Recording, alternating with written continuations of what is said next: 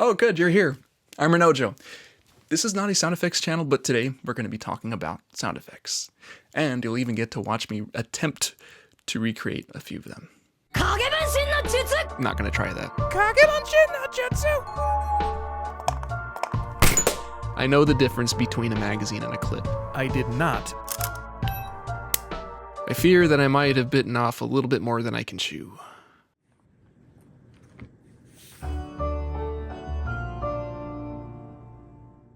Full disclosure, I'm not a sound designer. I'm instead what they call a pretengineer because I got my associates in applied baloney.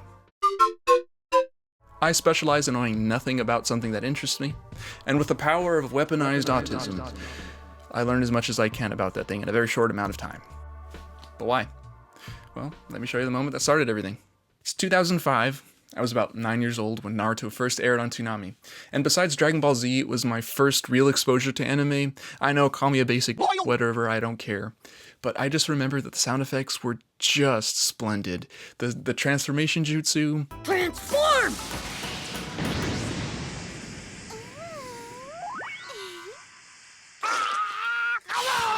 The chakra being primed and the shadow clone jutsu. This stuff was just like, it was mind-blowing. Take your best shot, fool! I'll give it back to you 1,000-fold! Shadow Clone Jutsu! You see, that sound, I had no idea how they made it, but that's exactly what hooked me. And so I've only recently gained the courage to try to do it for myself. Alright, so we're just going to listen to the sound effect in full, and then we'll make some observations.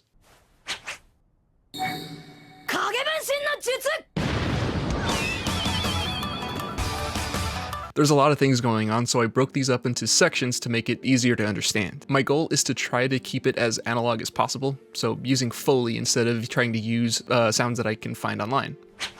For the hand signs, when Naruto, right off the bat, and kind of hear that it's the whooshing of like a thin stick. Alright, starting with the swooshes. I went hunting around the house and came across some fake flower stems. Gave them a few swings, but they just didn't have the right sound. But then I found a shoelace, and that got me way closer. The swish it made was much more convincing, even if matching the exact pitch was a little tricky. And dude, after swinging it around for a good while, my arm started to fatigue. Should have stretched first. I'm getting old, man. Oh, that one's kind of tricky. Okay, so after thinking a little bit, it sounds to me like it's a jolly stick combined with some kind of flute. Oh gosh, that's gonna be challenging. Alright, next we have the jingling and the flute-like sound. I have this ocarina that my brother gifted to me and thought it might work, but it sounded too pure, so I switched to this wooden flute that my sister gifted to me. You know, I don't know how to play the flute, so I'm not sure why I keep receiving them. Anyway, the wooden flute worked better. I left my jolly stick at my mom's house, so I just used a handful of Allen wrenches and a Santa ornament. They sound nothing like a jolly stick, but after searching for 10 minutes, I gave up and settled.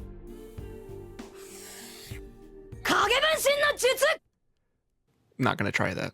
I'm just gonna stick to English. I just don't want to bastardize Japanese. I can't do it. I don't want to make myself look dumb.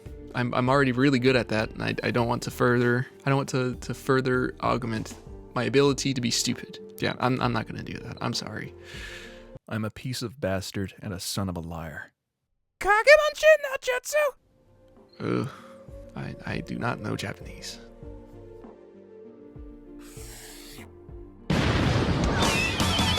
So I did break these up into two parts. There's like a huge poof, and then there's like the coil whining sound. Could be the sound of like a really big sheet being like kicked up, or it could even be like an umbrella when you pop it open. You know, when you hit the button and it just goes like... I figured I could get the same result with a bath towel instead of a bedsheet.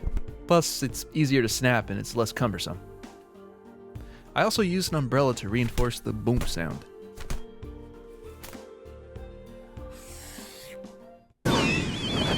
Ooh, that one's gonna be tough. My first thought is to use one of those, you know, those crinkly straws that you get from those really old cups back in like the 90s, early 2000s. They still have them around, but it could potentially be that, or at least it could compare to it somewhat. Alright, I found out it's called a corrugated straw. How neat. I attached a shoestring to it and spun it like when Annie got a hold of that Scouts ODM hook wire. I will admit that, although it was clever, it doesn't sound as good as I'd imagined it in my head. But we must press on. I also blew into the straw for that initial whistly sound. Close enough. And hey, I warned you, I'm not the sound designer. Let me organize my thoughts, and then I will share my findings. How's that sound? Okay, let's listen to the original.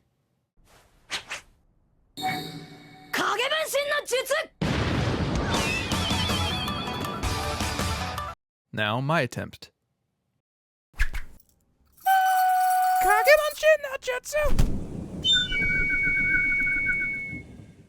Wow, that was kind of terrible. But just you wait until you hear it with some post-processing effects.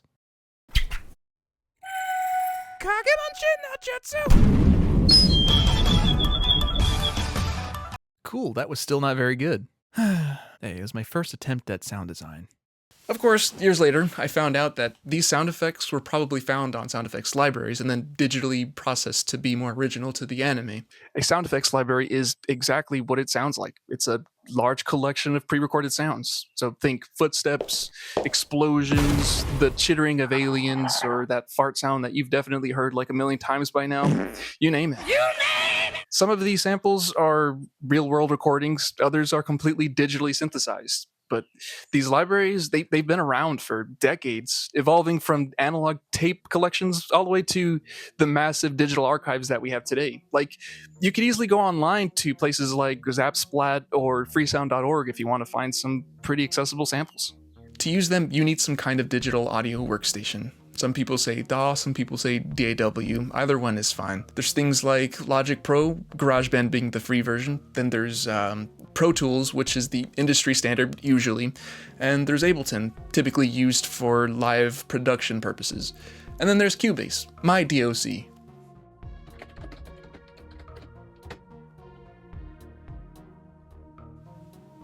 DAW of choice. Oh, brother! A DAW is where all the audio magic happens. Things like composing music, editing dialogue, designing sound effects, layering samples, mixing, mastering, all of that good stuff. It's the cornerstone of modern audio production.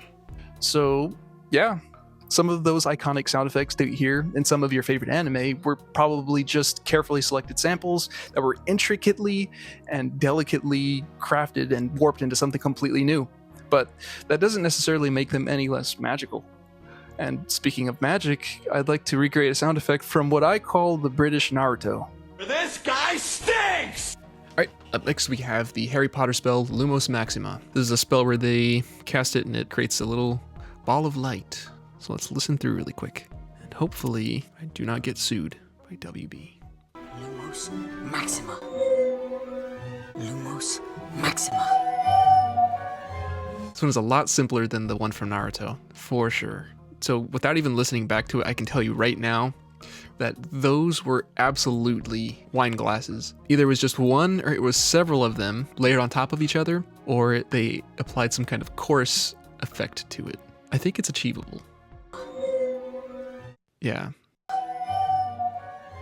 This one shouldn't be too difficult. I think we can do that. There wasn't much to this one. If you don't already know, when you wet your finger and rub the rim of a wine glass, the friction causes the glass to vibrate. And if those vibrations match the glass's natural resonant frequency, the vibrations amplify and produce a sustained wooing tone. And everything was going great until Andre the Giant started Irish tap dancing upstairs. I used a few different wine glasses, but only settled on a few. I added water here, poured some out there, just tried to match the pitch as best as I could. But then Hagrid started learning how to moonwalk upstairs again. I can't help but be slightly ashamed of this one. Lumos Maxima.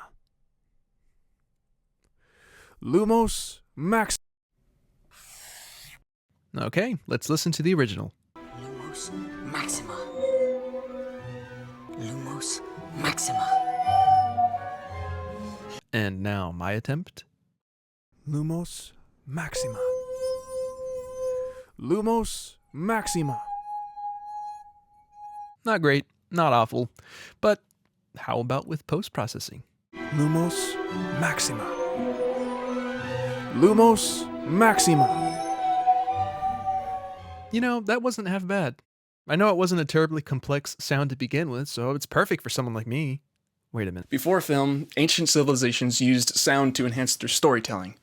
Around 534 BC, Thespis, often credited as the first actor and alleged inventor of tragedy, performed in Greek theater in what was called an agora, which was like their market or local gathering place. People gathered nearby and sat on wooden benches to spectate, which, according to Britannica, once collapsed in about 498 BC, resulting in several people dying.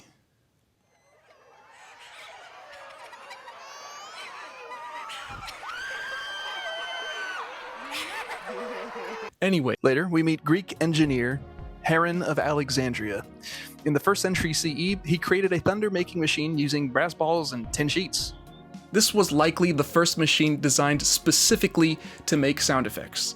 Centuries later, it would evolve into what they called the Thunder Run, which was a series of chutes built into the theater rafters that had cannonballs rolling on through to start simulating the sound of thunder.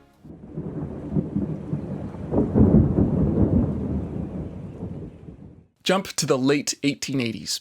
We're at the local theater and we're about to watch a live show when we suddenly hear the sound of a crying baby. But it's not some hungry little chitlin, it's a recorded sound effect played back from a phonograph. Just before Queen Victoria passed, the silent film era was beginning to take shape, but silent film was a bit of a misnomer. Films were rarely truly silent. They were usually accompanied by live music, often from a solo pianist or a small orchestra if the venue was big enough. By the time we get to 1927, Jack Foley, aka John Sound Effect, had changed everything. Now, of course, before Jack Foley, there were live sound effects artists behind the screen or off to the side of the stage, making sound effects using their voices or tools or early recordings for the time during the silent film. Think of simpler sounds like footsteps, gunshots, thunder, things like that. However, they were often considered too loud, or they just didn't really match up with the visuals, making them more distracting than immersive. So anyway, Jack and Universal were working on a silent film adaptation of the musical Showboat, when suddenly, Warner Bros. Dropped The Jazz Singer, the first feature-length film with synchronized dialogue. Blue skies from now on. You like that, Mama? I'm glad of it. I'd rather please you than anybody I know of. And it was a hit. Universal panicked. To keep up, the studio knew they had to add music and sound effects to Showboat. The orchestra, Jack Foley, and his crew all performed live, music and sound effects, synchronized with the film, and they got it all recorded. I said before, no longer.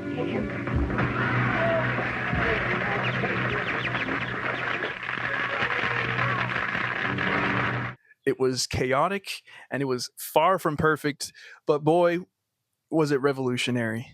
From celery for broken bones to coconut halves for horse hooves, he created a new standard for film, the thing we know now as Foley. Even now, modern Foley artists still recreate sounds manually in sync with footage. Some work with digital libraries, some work entirely analog, but the philosophy remains. Replicate sounds that make the moving pictures feel real, because at the end of the day, it's not about realism, it's about immersion, pulling the audience in without them realizing it. And there's a quote from Futurama that I love that applies to many aspects of life, sound work included. When you do things right, people won't be sure you've done anything at all. Anyway, let's talk about how games first learned how to sing. Early computers, they didn't have sound carts. They had tiny built-in speakers that were capable of simple buzzes and beeps, meant mostly for error alerts and things like that. So developers had to get creative, literally coding audio manually, one beep at a time. But this process cost a lot of valuable CPU power and lots of man-hours, so audio was typically kept pretty simple. Then came a breakthrough. Dedicated sound chips. These allowed for the audio to run separately from the main processor, freeing up space for music and sound effects. And most, if not all of them, offered a variety of waveforms. There was the square wave, triangle wave, sawtooth, and noise. If the system supported PCM, pulse code modulation. You could even use short real-world samples like a gritty voice clip or a drum hit. And I'd like to shout out 8-Bit Guy for a lot of this information. Very, very smart person. I recommend checking him out. Link is down there in the description. These restrictions forced composers to think like engineers. They shaped catchy, iconic sounds from a tiny little toolbox. And it worked. And that is exactly why early game audio has a certain feel to it. They were all forged from the same kind of ore. As hardware evolved, so too did the sound. With every new system that came out, like the Nintendo 64, Sega Dreamcast, PlayStation, etc., full mixes, live recordings, and Foley, they all started to become more and more standard. And these days, you'll find the audio on the game files as MP3s, waves, OGGs, because they're clean and layered and flexible. But with all that convenience, it's really easy to forget just how much audio had to fight for space, and how much charm that those early limitations impacted the sound of that gaming era. Here's a couple sound effects from one of my favorite games of all time. They've been stuck in my brain even to this very day, and I'm just like super excited to try and replicate them. The Red 9, It's a nice gun, stranger. and the rifle sound effects from Resident Evil 4, the OG one. Alright, once again, I split these up into sections to make observations on different little portions of the sound.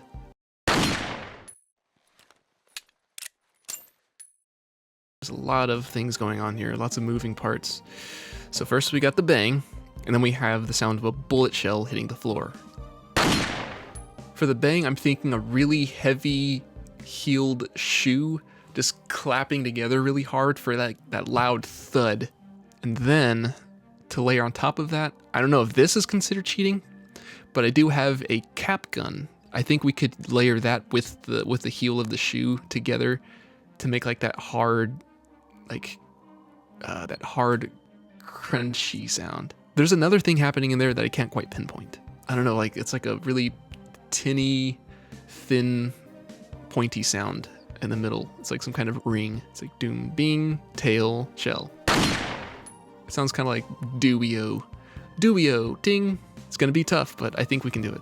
You know, I wrote this list of Foley ideas before I started recording, and honestly, I'm surprised that I ended up using most of them. Anyway, I grabbed a rubber mallet and started pounding away on this plastic table full of metal objects. Forgive my goofy boy smile. I do that when I'm in pain. I used my desert boots for a nice slap sound. It took me a while before I got a decent one. Okay, look. I stuck a pine cone inside of the barrel of the gun to prove that it wasn't real, and honestly, I couldn't tell you my logical reasoning behind that one. Much like myself, my cap gun kept shooting duds until finally it popped and surprised the hell out of me. Then I got a few more just for variety. I experimented with tons of metal objects, but couldn't get the sound quite right until I tried this glass bottle, and it was a keeper.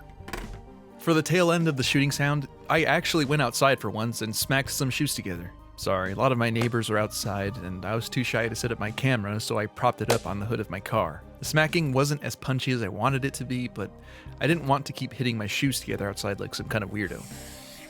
The casing on the floor is going to be mostly pretty simple. It could be something like a nail, like a metal nail hitting concrete. It could be an actual bullet shell. Oh my god. Although I want to try to make these without using the actual object itself. After dropping far too many metallic objects to try and find a close match, I finally found this little sucker, and it was damn near perfect. So this one's going to be very simple. Just sounds like a thicker material squeaking and like moving somehow. Straightforward. It's just rustling of clothing. This one wasn't all that tricky. It was just tedious. I grabbed a slightly starchy button-down of mine and waved it around for a while. I recently hosted a murder mystery dinner for my birthday, and my dumbass bought a leather shoulder holster for a goofy detective costume. But it came in handy for some of the movement sounds that I needed. That one's pretty simple. It just sounds like two metal pieces hitting each other. Ooh, we could use a padlock. It's a very basic sound. I did not use a padlock, but I did use an old hand crank drill and a split ring clamp that came with my weed whacker. You know, I'm quite happy with the results. I ended up using this clamp a lot after this. That one's gonna be a little harder. Very satisfying sound. I love that. I could hear it all day. I'll get back to you on that one. Using the split ring clamp and the thread on this bolt, I thought I could make the rapid clicks. But it wasn't working out too well, so I switched to this screw with large threads. Crazy enough, I got it perfectly on my first take. I thought I could do better and proceeded to waste another 3 minutes of my life getting lame results and ended up using the first take anyway.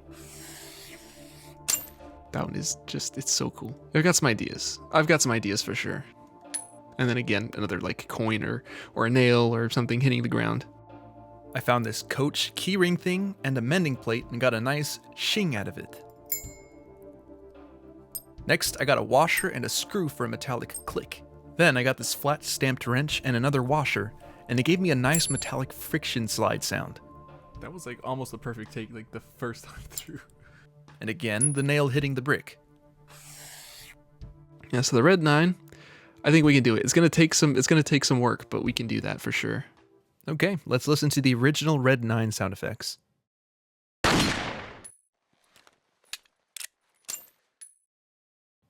Okay, and let's listen to mine.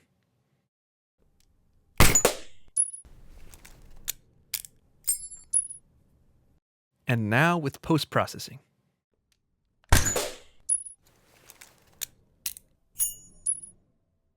The gunshot didn't turn out super well, but you know, the reloading sounds actually turned out very well, in my opinion. See, the game devs could have just recorded the sounds of a real rifle or Mauser, but frankly, that's kind of boring. Instead, what they did was they stylized it. They made it feel right. Clicky and punchy and just super satisfying. Because of that, it's easily recognizable by anyone who played Resident Evil 4 growing up.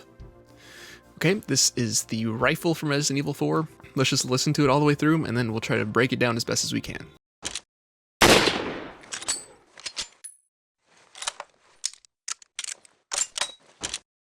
Oh man, there's so many like just parts to dissect here. What have I gotten myself into? Ooh, okay, so we have the bang. I think once again I might use a cap gun. If that's cheating, mind your business. No, I do want to try to find something else, but the cap gun, come on now, you gotta give me that one. It's not an actual gun. I think we could use that. Is that cheating? It might be cheating. I'm just picturing like a really thin piece of like wood hitting like a really smooth surface that could give like a really satisfying like clap sound. All right, let's keep it moving. We got a lot to get through. I used a balloon, a cap gun, a cutting board, a sword sheath, and my boots again.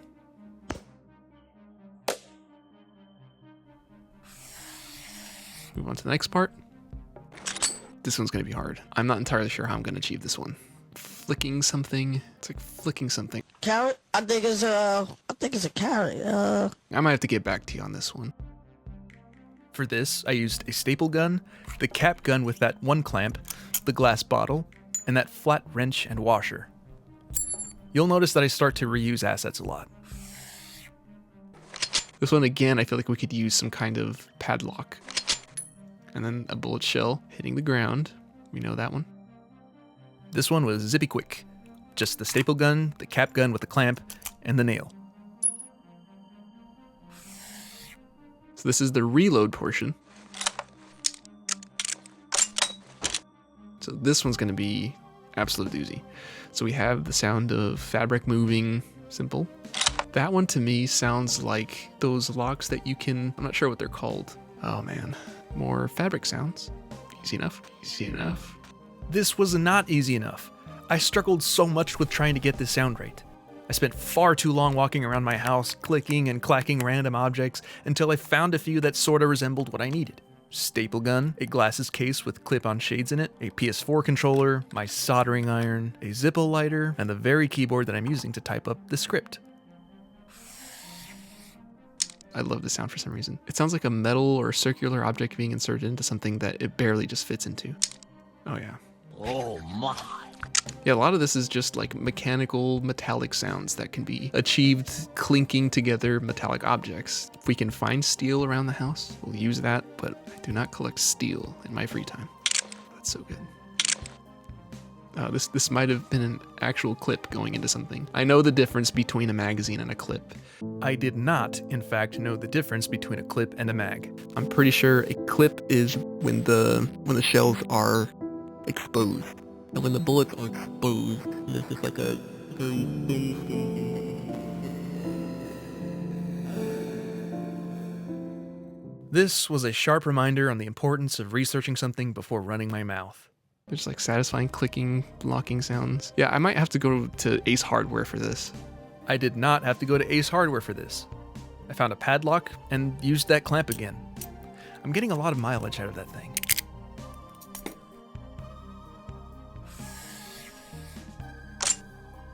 Ooh, that's like the best sound. It's just bar none.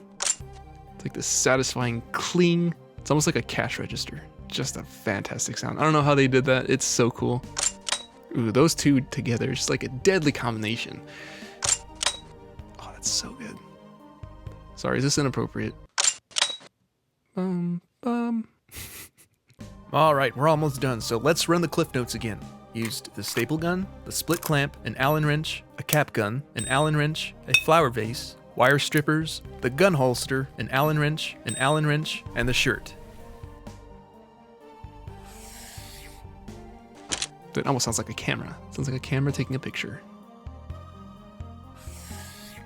Yeah, the rifle, gonna be an absolute beast to try to figure out and break down.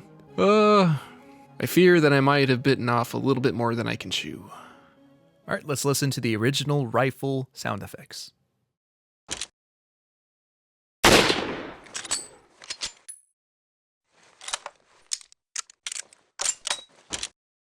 All right, and now mine for comparison.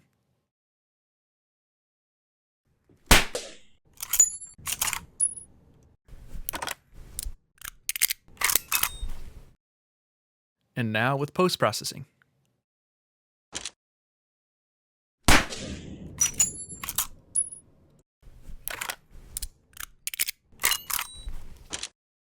You know, I probably should have mentioned this much earlier, but when I say post-processing, I mean I pitched it up, pitched it down, added some reverb, EQ, compression, things like that. Very simple stuff. Even though I struggled with this one the most out of all of these, like I struggled a lot, it turned out to be my favorite sound out of all of them. Unfortunately, again, the shooting sound didn't come out quite the way I wanted it to, but the reloading sounds actually turned out to be very close. Not exact, but they were really close for my first time trying to design something that was very complicated. The thwip of a web coming from Spider-Man's wrist, the popping open of a Pokeball to summon a Pokemon, and the distinct arpeggio of Sonic collecting a ring. Sometimes good sound design isn't about what something is, it's what it feels like. Take the Kamehameha, for example.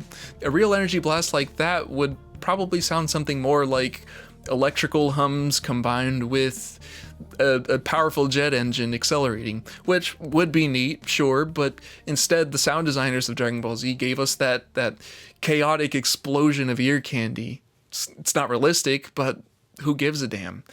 It's believable within the universe that it came from.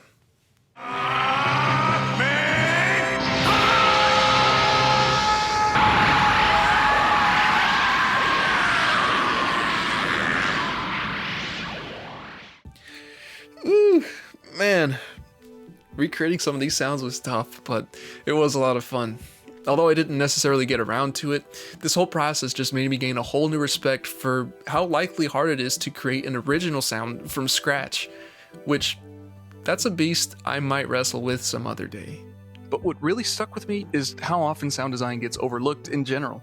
From the subtlety of crumbly footsteps on a mountain trail, to the not so subtle and countless layers of filters and post-processing effects that makes a sick finishing move sound like it could level an entire continent. ここはお前の町だ。コンロの技使わせてもらうぜ。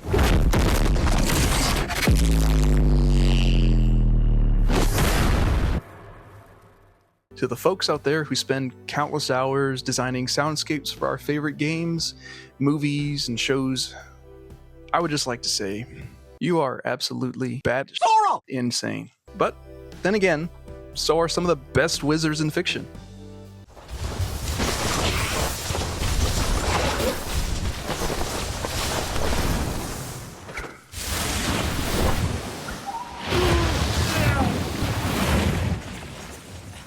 These days, making sound effects is more accessible to the general public than ever.